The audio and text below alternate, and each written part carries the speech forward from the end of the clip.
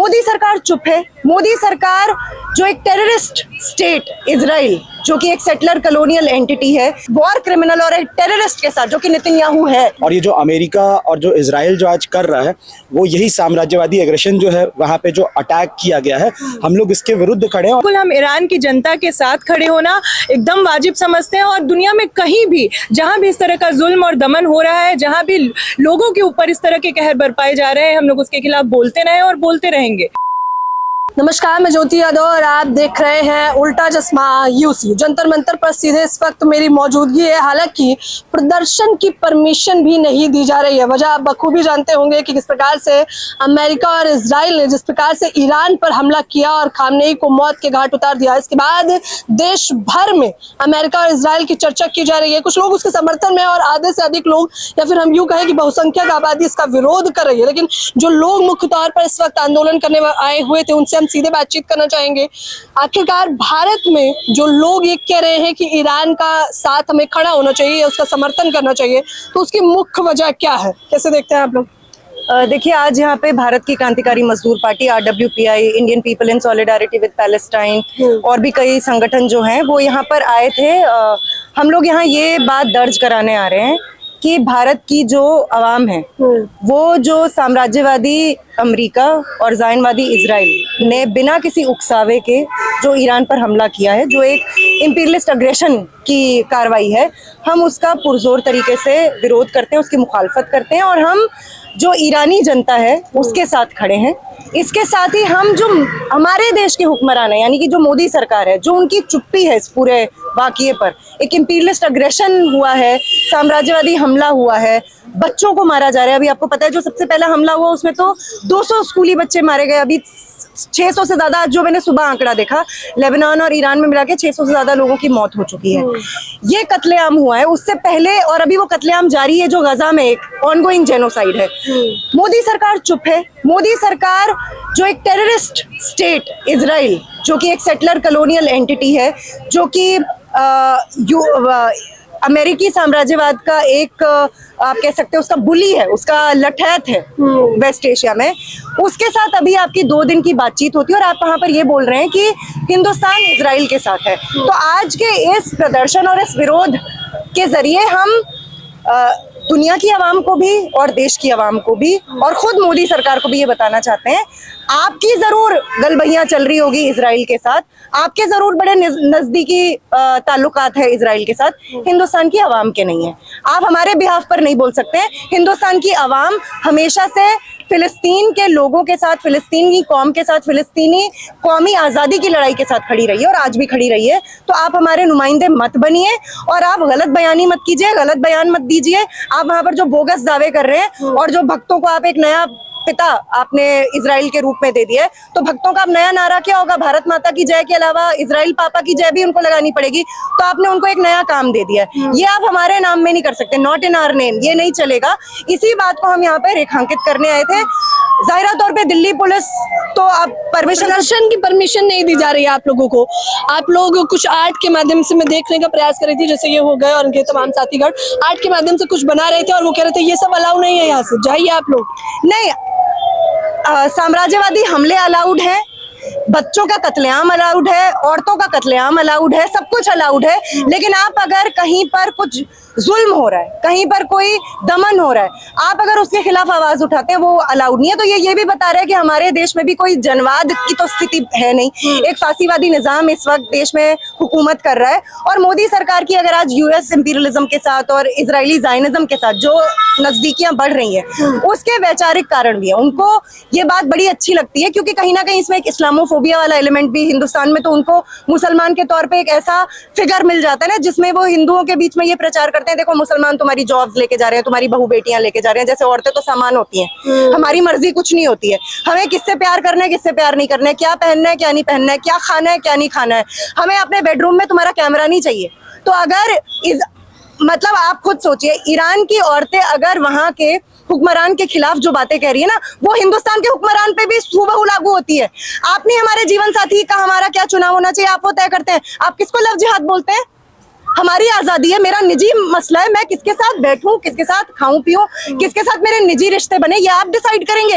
आप सियासी रिश्ते बना रहे हैं, हम निजी रिश्ते भी नहीं बना सकते और आप सियासी रिश्ते हमारे नाम पे नहीं बना सकते। आपने एक जेनोसाइडर के साथ, एक वॉर क्रिमिनल और एक टेररिस्ट के साथ, जो कि नेतन्याहू है, जो कि इंटरनेशनल क्रिमिनल कोर्ट बोल रहा है कि वो एक जेनोसाइडर है। यूनाइटेड नेशंस जो है गांधारी की तरह, हाँ ये मत करो, गांधारी थी ना वो धृतराष्ट्र, हाँ ये मत करो, वो मत करो, ये क्या चल रहा है, वो ये नौटंकी चल रही है, क्या हो रहा है। और ये 2.5 साल से तो ये कत्लेआम एकदम खुले तौर पे, जो पिछले 100 सालों से, जो पहले ब्रिटिश साम्राज्यवाद ने किया, फिर यूएस इंपीरियलिज्म ने किया, और आज ये कितने शर्म की बात है कि हिंदुस्तान की जो आप कह सकते हैं जो रूलिंग क्लास भी रहा है, उसका ट्रेडिशनली, उसका हिस्टोरिकली फिलिस्तीन के मुक्ति संघर्ष के साथ उसकी एक एकजुटता बनती थी। आप महात्मा गांधी के स्टेटमेंट्स पर किस प्रकार से इंसानियत को ताक पे रखा गया। एक सवाल जो इन सभी चेहरों से किए जाएंगे, मेरा सवाल आप सभी से यही है कि ईरान के साथ आप लोग क्यों खड़े हैं? क्योंकि हम लोग अपने देश में भी 200 साल की गुलामी के खिलाफ, इंपीरियलिस्ट गुलामी के खिलाफ लड़े और हम उसी विरासत से आते हैं। हम लोग भगत सिंह के वारिस हैं और भगत सिंह के तमाम नारों में एक प्रमुख नारा था साम्राज्यवाद मुर्दाबाद, और साम्राज्यवाद मुर्दाबाद आज जो प्रोटेस्ट था उसका भी एक सबसे अहम नारा। और ये जो अमेरिका और जो इजराइल जो आज कर रहा है, वो यही साम्राज्यवादी एग्रेशन जो है वहाँ पे जो अटैक किया गया है, हम लोग इसके विरुद्ध खड़े हैं। और ये खड़ा होना सिर्फ हमारा ही नहीं, हमारे देश के हर एक जो भी नागरिक है, जो भी आवाम है, उनकी एक जिम्मेदारी बनती है, क्योंकि ये कोई दूर की बात नहीं है कि ये तो किसी दूर देश में हो रहा है, ये हमारे हितों से भी बिल्कुल जुड़ा हुआ है और इसका असर हम पे अभी भी पड़ेगा और आने वाले समय में भी। जो यूएस जिस तरह से मनमाने तरीके से अलग अलग जगह पे अपना कभी किसी के प्रेसिडेंट को उठा ले रहा है, कहीं ट्रेड में टैक्स बढ़ा के धमकियां दे रहा है, ये सारा कुछ कर रहा है। हमारे देश की जनता को एकजुट होकर इसका विरोध करना चाहिए, बहुत ही साफ और कड़े शब्दों में इसका विरोध करना चाहिए। आप क्यों खड़े हैं इसके साथ? हाँ, बोलिए। हम लोग भी इसी मसले को लेकर के खड़े हैं कि ये जो पूरा हमला हुआ है, वहाँ की जनता के साथ हम खड़े हैं और हम इसकी पूरी मुखालफत करते हैं जो हमला हुआ है उसका। और इस मसले को लेकर हम लोग यहीं पर इसलिए प्रदर्शन की परमिशन नहीं दी जाती है आप लोगों को। आप लोग चाहे गाजा के लिए प्रदर्शन करते हैं, यूजीसी के नए नियमों के समर्थन में प्रदर्शन करते हैं, ईरान के लिए प्रदर्शन करते हैं, परमिशन नहीं मिलती आप लोगों को। प्रदर्शन ईरान के लिए हो या किसी चीज़ के लिए, सवाल इस चीज़ का है कि आज जो हालत बना के रख दी गई है, जंतर मंतर के पूरे स्पेस को एकदम छोटा कर दिया गया है। मैं दिशा छात्र संगठन से हूँ, मैं आपको बताता हूँ कैंपस में धारा 163 BNSS 163 जो पहले 144 था वो लागू कर दिया जाता है। GNU के स्टूडेंट्स प्रोटेस्ट करने जाते हैं, उनको तिहाड़ भेज दिया जाता है। तो आज सवाल ये है कि जनवादी अधिकार, जैसे यहाँ पे आके कुछ भाई साहब बोल रहे थे जो संघ और RSS के मेंबर खुद को बता रहे थे और होने का ही दावा कर रहे थे, वो कह रहे थे आप मोदी जी के खिलाफ नहीं बोल सकते हैं। तो फिर आपको क्या चाहिए इस देश में? इस देश में ये चाहिए कि मोदी जी की चाटुकारिता की जाए, और जो पूरी गोदी मीडिया वहाँ पे बुलाई गई थी, इसी के लिए बुलाई गई थी ना। तो ये पूरा माहौल बनाने की कोशिश की जा रही है कि जो जनवादी स्पेस है, जो डेमोक्रेटिक स्पेस है, जहाँ पर आप एटलीस्ट अपना विरोध प्रदर्शन जता सकते हैं, जो संविधान तक जिसकी इतनी इजाजत देता है, उसको भी ये लोग खत्म करने की बात कर रहे हैं। कह रहे हैं आप लोग ऐसे प्रदर्शन करेंगे तो भारत की छवि धूमिल हो जाएगी। भारत की छवि तो बहुत अच्छी हो रही है जब बिल्किस पांडे के रेपिस्टों को रिहा कर दिया जाता है, जब मणिपुर में महिलाओं को निर्वस्त्र करके घुमाया जाता है, तब तो बहुत अच्छी छवि बन जाती है। कह रहे हैं कि भारत में जो स्थिति बनी हो, चाहे वो बिल्किस बानो हो, कुलदीप सिंह सेंगर को रिहा कर लिया जाता है, क्या तब भारत की छवि धूमिल नहीं होती? ईरान के मसले पर बोलना हो सकता है आप लोगों को भी महंगा पड़ जाए, क्योंकि JNU का हाल फिलहाल का मसला हमने देखा कि 14 छात्रों को UGC के नए नियमों के समर्थन में जेल में डाल दिया गया। तो आप लोगों को क्या डर नहीं लग रहा है जिस प्रकार से खड़े हैं आप लोग? पिछले कुछ समय में जब से मोदी सरकार आई है, आपको पता ही हो, किसी भी प्रोटेस्ट करने को लेकर ये परमिशन नहीं देते हैं। कहने के लिए भाई हमारे पास freedom of speech, right to protest, बड़े बड़े शब्द लिखे हैं कि ये सब है, लेकिन जैसे ही आप अपनी बात लेके सड़कों पे उतरते हैं तो आपके ऊपर ऐसे FIRs कर दिए जाते हैं, जेलों में लोगों को आज भेज दिया जाता है। उन स्टूडेंट्स को जो अपने कॉलेज कैंपस में कास्ट डिस्क्रिमिनेशन के खिलाफ बोल रहे हैं, जहाँ यूनिवर्सिटी कैंपसेस में जाते हैं तो उनका सबसे पहले उनको सिखाया जाता है इक्वालिटी, आपने अलग अलग एक्सप्लॉयटेशन डिपोर्टेशन के खिलाफ बोलना, इन सब चीजों को, और जब वो बोलते हैं तो उनको जेलों में भेज दिया जाता है। तो हम देख ही रहे हैं कि आज किस तरीके से, मतलब जब से मोदी सरकार सत्ता में आई है तब से जो थोड़ा बहुत भी बचा हुआ था डेमोक्रेटिक स्पेस, उसको भी खत्म किया जा रहा है। अच्छा, जब इस पूरे मसले को लेकर भारत प्रतिक्रिया नहीं देता, भारत का मतलब जब केंद्र सरकार इसको लेकर प्रतिक्रिया नहीं देती, तब भी ईरान के समर्थन में खड़े होना आप लोग वाजिब समझते हैं? बिल्कुल, हम ईरान की जनता के साथ खड़े होना एकदम वाजिब समझते हैं, और दुनिया में कहीं भी जहां भी इस तरह का जुल्म और दमन हो रहा है, जहां भी लोगों के ऊपर इस तरह के कहर बरपाए जा रहे हैं, हम लोग उसके खिलाफ बोलते रहे और बोलते रहेंगे। और ये हमारी वजह क्या है? मतलब क्योंकि जो तमाम दर्शक आपको देख रहे होंगे, इस समय सोच रहे होंगे कि हमें क्यों खड़े रहना है। क्योंकि जब हमने भी अपनी आजादी की लड़ाई लड़ी थी तो दुनिया भर से ऐसे तमाम देश, वहां की जनता ने समर्थन किया था अंग्रेजी हुकूमत के खिलाफ, हमारे साथ खड़े हुए थे। तो आज हमारा फर्ज भी बनता है, और हमारा तो क्रांतिकारी इतिहास रहा है। भगत सिंह, सुखदेव, राजगुरु, चंद्रशेखर आजाद जैसे लोग जिन्होंने अपनी जान तक दे दी, तो हम लोग आज उन्हीं की विरासत को मानते हैं, हम उनके वारिस हैं, और हम ये मानते हैं कि बोलना हमारा काम है, हमारी जिम्मेदारी बनती है। लेकिन पीएम मोदी जो है अमेरिका के दौरे करते हैं, इजराइल के दौरे करते हैं, तो वो ये देश में छवि बनाना चाहते हैं कि उनसे हमारे रिश्ते अच्छे हैं। देखिए, आज क्योंकि जो जायनवादी ताकतें हैं, आज जायनवादी ताकतों के साथ ही आज हम हमारे देश में जो ये फांसीवादी हुक्मरान बने, इन सबके हित एक है। इन्होंने, जिन लोगों ने अपने देश में आजादी के आंदोलन में लोगों का साथ नहीं दिया, वो आज हम कैसे उम्मीद कर सकते हैं उनसे कि वो फिलिस्तीन में जब लोग लड़ रहे हैं उनके साथ खड़े होंगे। ये हमेशा से ही इन जो कॉलोनाइजिंग फोर्सेस हैं, जो उपनिवेशिक ताकतें हैं, उनके साथ खड़े रहे हैं। ये अंग्रेजी हुकूमत के साथ, मतलब हमारे क्रांतिकारियों की मुखबिरी करने वाले लोग हैं। तो आज ये वही काम फिर से कर रहे हैं, और तब भी हमारे क्रांतिकारियों ने इनका विरोध किया था, इनकी असलियत को लोगों को बताया था, और आज भी हमें भाजपा और आरएसएस की असलियत को लोगों तक ले जाने की जरूरत है, उनको बताने की जरूरत है। तो क्या मैं ये समझूं कि आप लोगों की हमदर्दी खामनेई से ज्यादा वहाँ के जो बच्चे हैं, वहाँ के जो मासूम हैं, उनसे है? बिल्कुल, हमारी हमदर्दी ईरान की जनता से। ईरान में जो रिजीम थी, हम जानते हैं वो रिजीम भी एक इस्लामिक फंडामेंटलिस्ट रिजीम थी, और ईरान की जनता उनके खिलाफ भी लड़ रही थी। तो हम जो सीधी बात है, ईरान की जनता और ईरान के जो वहाँ के रूलिंग क्लास है, उनका हित एक नहीं है।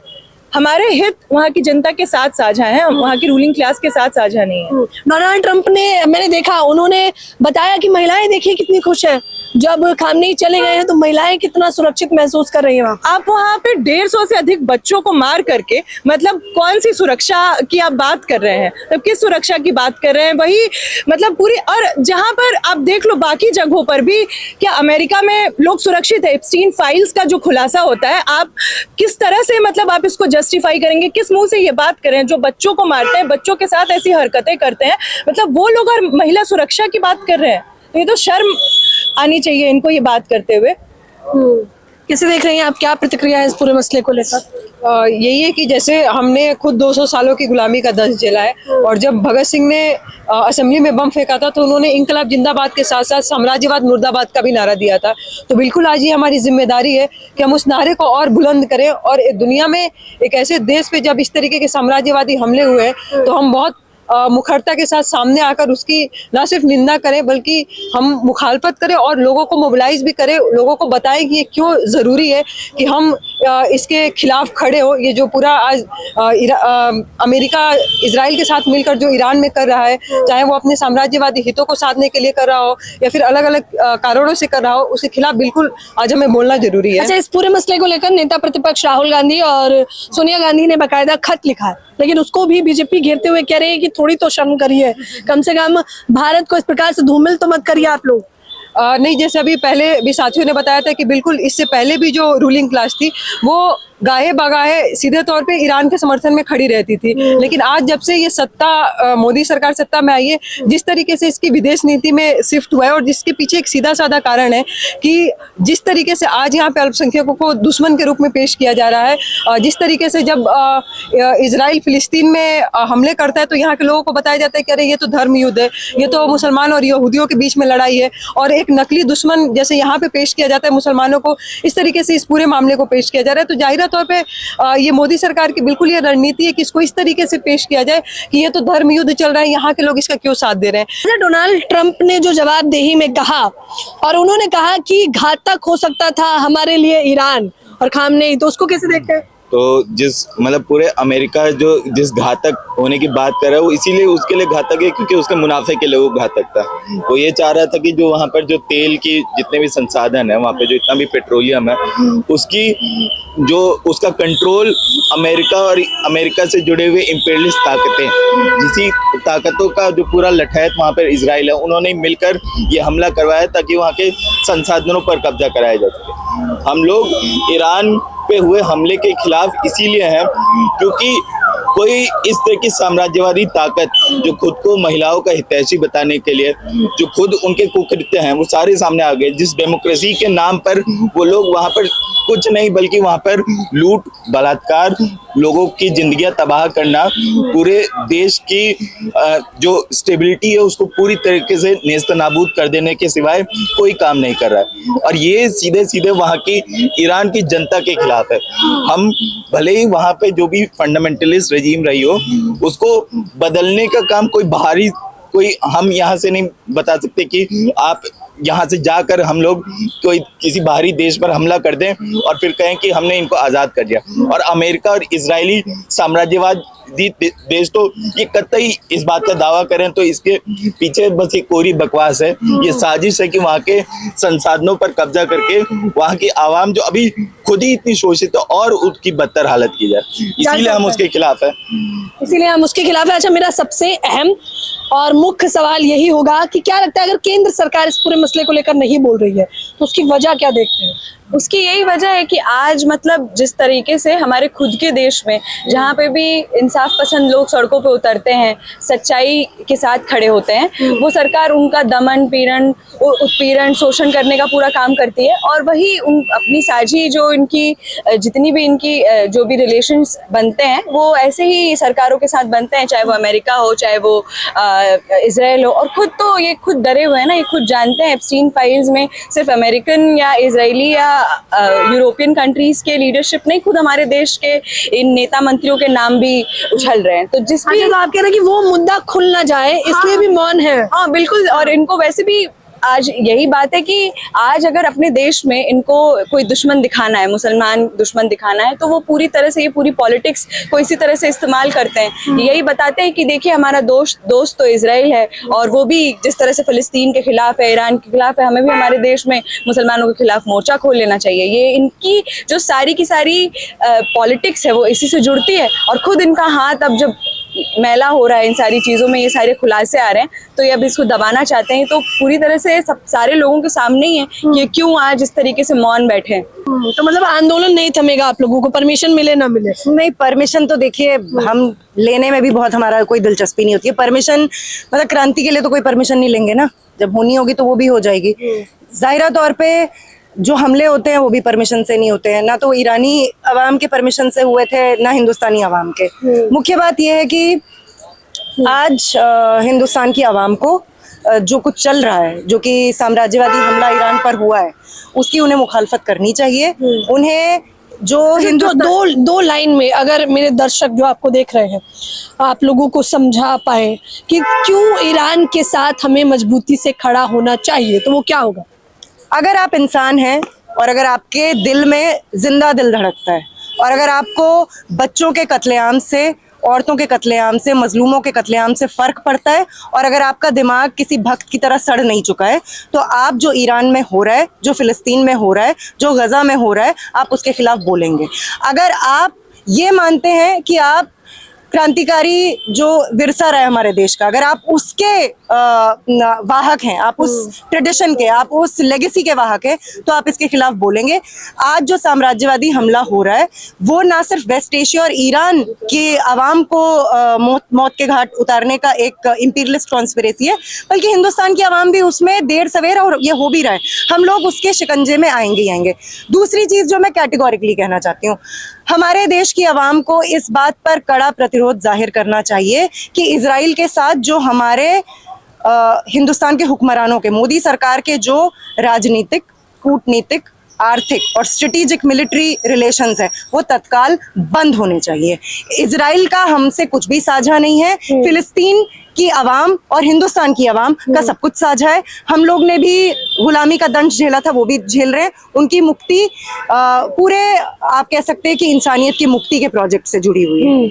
आज हमें ईरान के साथ इंसानियत की वजह से खड़े होना चाहिए। लोग सीधे तौर पर कह रहे हैं कि भले ही इस देश के प्रधानमंत्री इस पूरे मसले पर बोले ना बोले, हमें परमिशन दे ना दे, हम लोग आंदोलन भी करेंगे और सवाल भी करेंगे। ये लोग सीधे तौर पर कह रहे हैं कि अमेरिका इजराइल जिस प्रकार से देश भर को बरगला रहा है या फिर बेवकूफ समझ रहा है, उतनी इस देश की जनता बेवकूफ तो बिल्कुल नहीं है। और ये भी सीधे तौर पर समझ आने लगा है कि केंद्र सरकार की चुप्पी कहीं ना कहीं एप्स्टीन फाइल को दबाने की है। फिलहाल इस खबर के बारे में, इस चर्चा के बारे में आप लोग भी मुझे अपनी राय जरूर बताएं। कैमरामैन नावेद के साथ ज्योति यादव, उल्टा चश्मा, यूसी।